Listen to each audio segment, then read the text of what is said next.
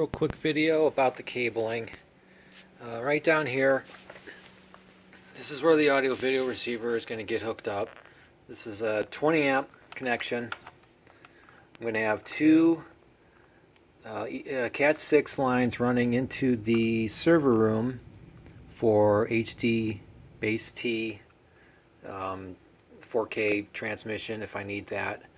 I'm also going to have two Ethernet for internet. And then over here is a massive speaker wire that I'm going to have to trim down and get nicely tucked away. Inside the box is going to be I have a Blue Jeans cable, subwoofer cable. Kind of have to poke out that back end so when I put the plates on, it'll be able to push in without any major issues damaging the cable. And then everything goes right up and over.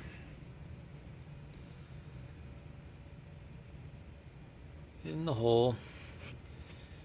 Right over here, I've got two fiber optic HDMI cables coming out that will be running down this wall and into an area that I've yet to build that will be going down into the AV receiver end, and then up through that there'll be a 3-gang box going into the TV, which will have the power, internet, coax, and the opening for the HDMI connection.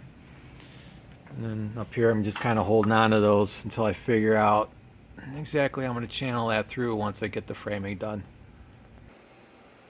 And the server room,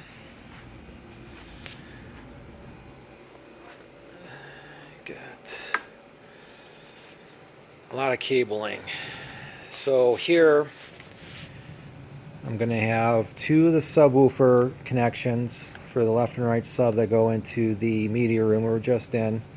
The other end of the Blue Jeans cable subwoofer, that's going to go to the sub amp that is going to go back into the speaker cables that are going to go back into the subs in the other room.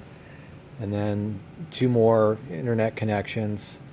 I do have a series of butt kicker sonic transducers. They kind of just attach to the bottoms of the chair and they shake it. And that's I'm not sure if I'm going to use them or not, but that I have channeled down below in case I build a riser. It's just going to pop out right underneath there. And then up here, 11 channels of octopus spidery nonsense, which is going to have two the Atmos ceiling speakers on each side, so 4 above. Everything's already wired. I got the right surround speaker box and the left surround speaker box.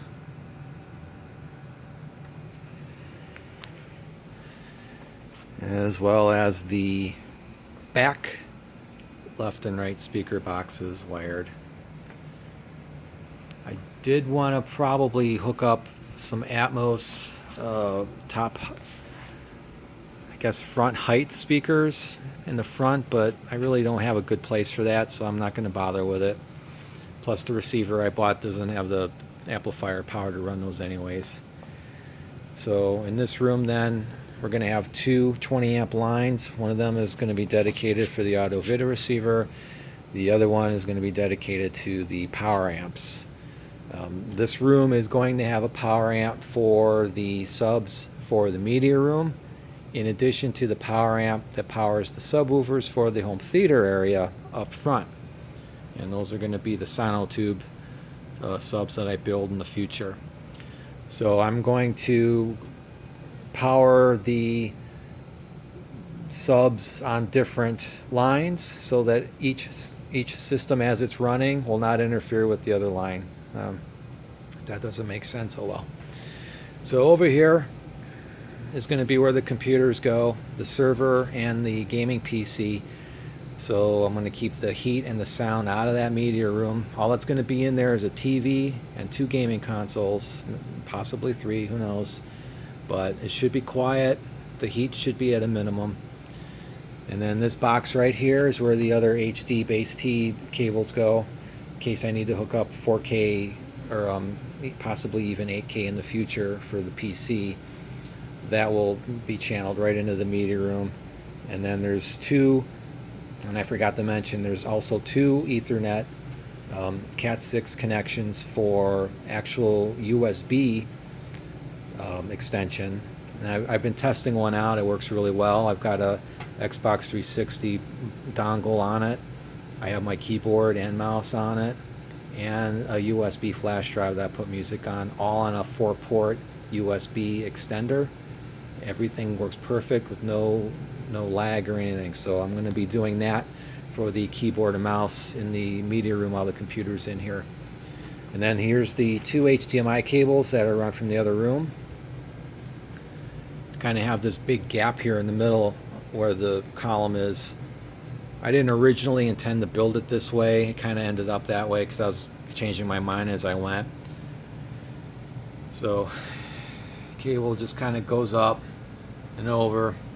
Tried not to bind it up any. Keep it straight. There's a lot of cabling up above. And this is a 9-foot ceiling down here, so I kind of dropped the ceiling down in certain areas. And I use the in-between areas like cable run and other miscellaneous things. Like the pot lights can kind of go up into that area, and I can still get enough insulation up above it. So this may look like a mess, but I think I did a well enough job keeping the electrical lines away from the speaker wire and the subwoofer, and just not mixing and matching all of the electrical power with the sound. So hopefully everything will sound clean and I won't have any audio problems. But that's it for now. My next step is getting one last light installed and hooked up directly behind the media wall up above. But I need to frame out this window first. I need to get some cross studs going here so that I can mount the drywall to it. I don't want to put the drywall directly on these beams right now because they're way out of whack. There's a good 1/2 inch gap between one to the next, so I'm going to have to level all that out still. And then I got to connect it to this power over here. And then after that, I'm just going to pack insulation up everywhere. So that'll probably be my next video. Bye.